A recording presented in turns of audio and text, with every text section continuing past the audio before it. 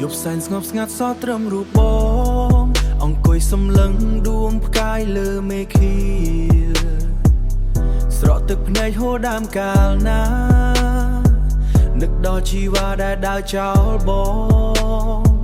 ធ្លាប់ក្បែរកាយាផ្អែកសិបសៀវឥឡូវនៅសល់តែភាពស្ងាត់ជ្រុំមានតែស្រមោលនឹងខ្យល់បក់ងាដឹងទេដួងផ្កាយបងពងយំអោព្រះច័ន្ទអើយជួយប្រាប់នាងផងថាប្រុសម្នាក់នេះនៅតែនឹកនាងទាំងដួងកាយក៏ដឹងពីរឿងរ៉ាវថាបងឈឺផ្សោក៏សោកស្ដាយ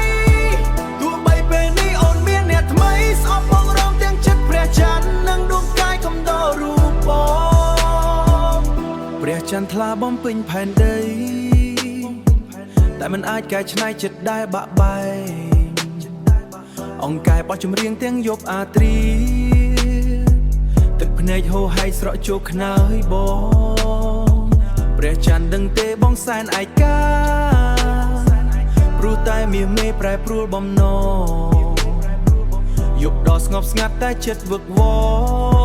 រក្រឡេកមើលទៅព្រះច័ន្ទសែនឆ្ងាយ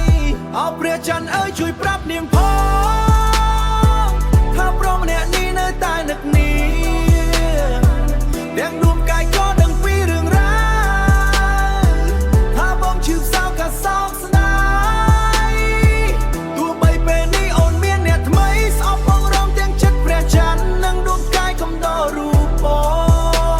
ងសំឡឹងព្រះច័ន្ទសួរចិត្តខ្លួនឯងហេតុអ្វីនៅស្នេហ៍រូបអូនមិនបាត់ទាំងដួងផ្កាយរលត់ពន្លឺដោយស្នេហ៍អាកំបាំងដែលអូនលាក់លៀមសំលេងបុកបាសធ្លាក់មកមួយ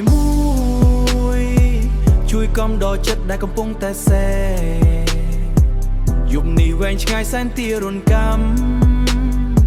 ផ្ញើចិត្តរងកម្មតាមដួងផ្កាយទៅយប់ដ៏សែនស្ងប់ស្ងាត់